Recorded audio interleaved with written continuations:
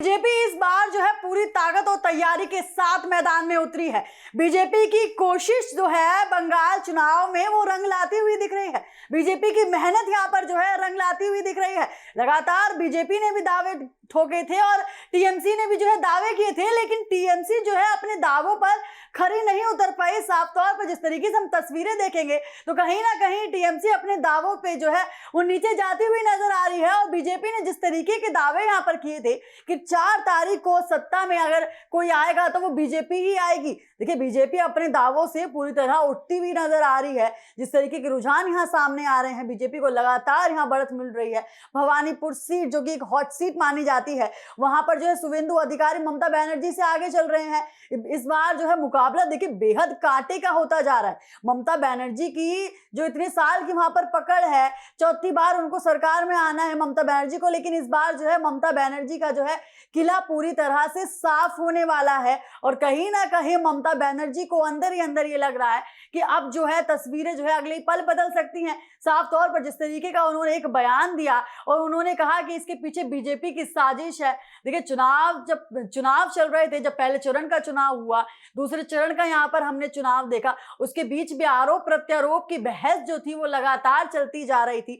जिस तरीके से टीएमसी ने बीजेपी पर आरोप लगाए थे, वोट चोरी के आरोप तक यहाँ पर देखिए प्रिया, बीजेपी पर टीएमसी ने लगातार वोट चोरी के आरोप लगाए थे, चुनाव आयोग पर आरोप लगाए थे। यहाँ पर एसआईआर प्रक्रिया के दौरान जो गड़बड़ी के आरोप जो है टीएमसी ने बीजेपी पर लगाए थे। साफ तौर पर जो है टीएमसी ने ये कह दिया था कि जो बीजेपी है वो आपके वोट चुरा लेगी। तो इस तरीके के आरोप भी हमने देखे और आज भी जो है नतीजों के दिन भी जो है आरोप प्रत्यारोप का दौर जो है यहाँ पर थम नहीं रहा है। लगातार जो है टीएमसी जो बीजेपी पर जो है लगातार आरोप लगा रही है, तो वहीं बीजेपी के कार्यकर्ता भी जो है वो ममता बनर्जी के घर के बाहर जाकर जय श्री राम के नारे लगाते हुए नजर आ रहे हैं। कहीं ना कहीं वहां बंगाल की जनता में भी जो है वो एक खुशी का माहौल यहाँ पर देखा जा सकता है कि किस तरीके से इस बार जनता ने जो है वहां परिवर्तन को चुना है। कहीं ना कहीं बंगाल की जनता भी जो है वो चाहती है कि बंगाल में जो है परिवर्तन आए, इसीलिए जो उन्होंने है बीजेपी का इस बार साथ दिया।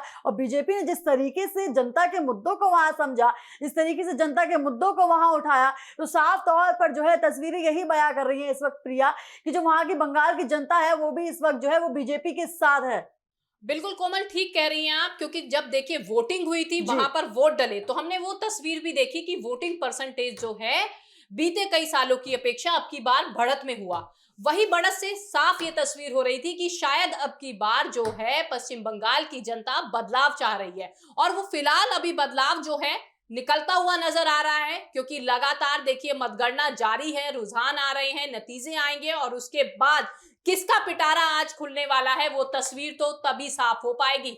लेकिन जिस तरीके से ममता बनर्जी का अगर हम जिक्र करें, बीते 15 सालों से वो सत्ता में लगातार बरकरार हैं, तो आखिर ऐसी कौन सी कमियां रही कि जो ममता सरकार को वहां की जनता अब चुनना नहीं चाह रही है। सबसे बड़ा मुद्दा महिलाओं का मुद्दा वहां पर नजर आया, किस तरीके से महिलाएं हैं। हालांकि अगर हम बात करें सत्ता में जब टीएमसी की सरकार पहले थी तो वहां पर महिलाओं का समर्थन भी उन्हें मिल रहा था, लेकिन अब की बार 2026 के ये नतीजे बता रहे हैं कि महिलाएं भी वहां पर रुष्ट नजर आई।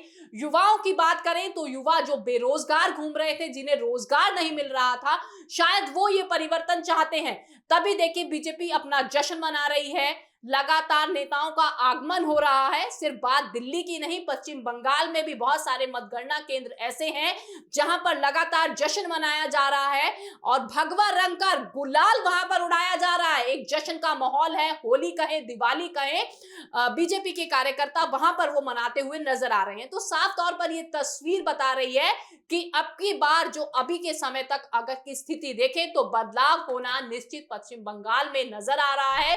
तभी देखिए भयंकर आतिशबाजी की जा रही है, लेकिन साथ में टीएमसी सरकार से ये तस्वीर निकल करके सामने आई है जहां पर कार्यकर्ताओं को शांति व्यवस्था बनाए रखने की अपील की गई है।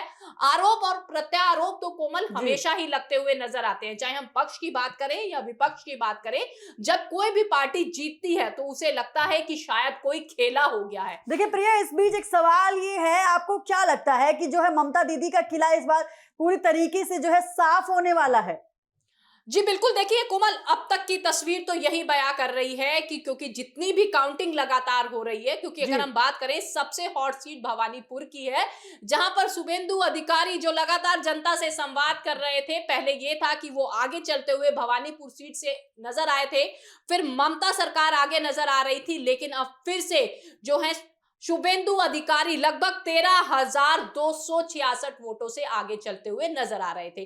तो आप अंदाजा लगाइए कि जनता आखिर किसे चुनना चाह रही थी, कौन सी कमियां रही, खामियां रही, आखिर कौन सा बदलाव था जो जनता चाह रही थी कि हाँ, पश्चिम बंगाल में राजनीति बदले, सरकार बदले और वहां का विकास हो। तो शायद जनता उसी को अब चुनने जा रही है। विकास पश्चिम बंगाल की जनता चाहती है, और जो दावे और वादे किए हैं, क्योंकि बीजेपी सरकार ने जिस तरीके से ताबड़तोड़ वहां पर रैलियां की, रोड शो किए, तो कहीं ना कहीं जनता को वो जरूर समझ में आया। उनके वादों को जनता रखना चाहती है। एक दाव वहां पर जनता अपना खेलना चाह रही है कि बीजेपी को मौका दिया जाए तो पश्चिम बंगाल की वो दशा और दिशा दोनों ही जी। बदलती हुई नजर आए।